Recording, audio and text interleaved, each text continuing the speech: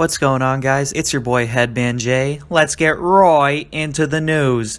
Sorry, just kidding. I'll never do that intro again. But today I'm here to talk about Nico Mannion. Now, Nico Mannion was one of my favorite players when he was in high school. One of the iconic Ball is Life videos that I probably watched more than one time was the Nico Mannion Day in the Life. If you guys haven't seen that, you should check it out. But anyway, once I saw how Nico Mannion played against competition in Division 1 and how he has fared in the NBA, I'm going to be honest, I'm not very impressed right now. Do I think he could develop into an NBA player? Maybe a 5 points per game at best kind of guy. I really don't think he's an NBA player. Not trying to be a hater, just calling it how I see it. There's plenty of time for him to develop, and there have been unathletic point guards that have made it before him. I really just feel like him making it at this point is going to come down to, can he learn to be smarter within the game, and can he learn to have the it factor? Can he learn how to be that guy and really have endless faith in himself, which is something that we'll have to see. But I used to have a joke with some of my friends who followed basketball closely. Every time Nico Mannion was brought up, I would say, yeah, Nico Mannion's going to have a great career in Europe, which is kind of funny because he actually is going to go play in Europe. So I'm on the Warriors SB Nation page right now, and I'm reading this article. I'll just read a little bit of it for you guys, and then I'll give my take on it. Nico Mannion is headed to Italy. The point guard will not play for the Warriors this year, but they will retain his rights. So this is really him going over there for maybe 1 to 2 years, maybe 3 years at the most, in order to really develop himself and see if he can come back to the NBA and get starting minutes.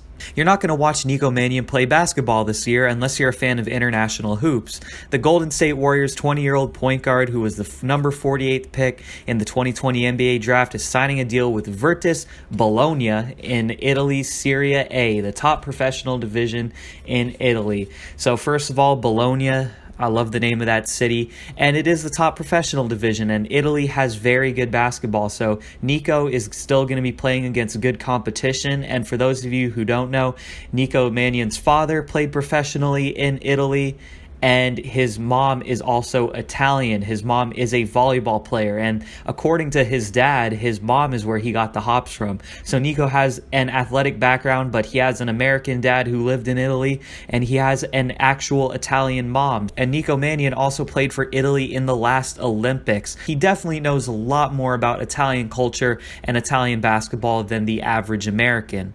Because the Warriors extended the qualifying offer to Mannion, they will retain his rights. Whenever he decides to return to the NBA, he will be a restricted free agent, and the Warriors may match any contract extended to him.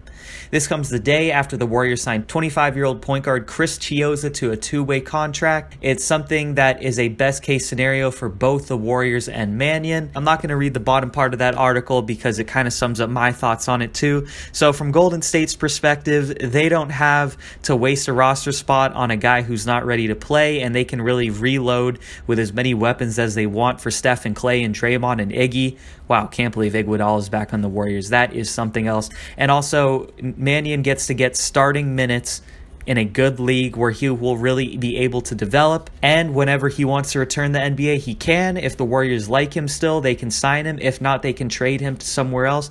But this is an interesting route because Nico Mannion, he was a kid who was old for his grade, and then he reclassed, making him one of the younger players in his grade. And then he had that year at Arizona, very up and down year, ended up getting picked in the second round by the Warriors, spent the last year going back and forth between the Warriors and the G League, not really getting a lot of minutes in the NBA, which was expected. He had some flashes of potential, but he just never really showed that he could consistently play in games or get actual minutes. And now he's going over to Europe to play in one of the best basketball leagues in the world, and he's playing in the top league in Italy. So this is a really good place for him to develop. He has an Italian background, and the Warriors still have his rights. So, I'm really rooting for the guy to make it back to the NBA. I just don't know if he's an NBA player. It's hard to tell. Obviously, there is much time for him to develop, but with guys like Jalen Green and Jalen Suggs and Josh Christopher, who are like already better than him at a younger age. It's a little, the NBA is a young man's game these days, but hey, we'll see. You can never count these guys out until they're really done. So Nico Mannion, we all wish you the best in Italy, and we hope to see you in the NBA again. With all that being said, it's your boy Headband J. I make sports content mostly focusing on basketball. Every now and then I throw in a football video. I post 2 videos a week. If that's something that you're interested in, make sure to check out my other videos and like and subscribe. And with all that being said, it's your boy Headband J,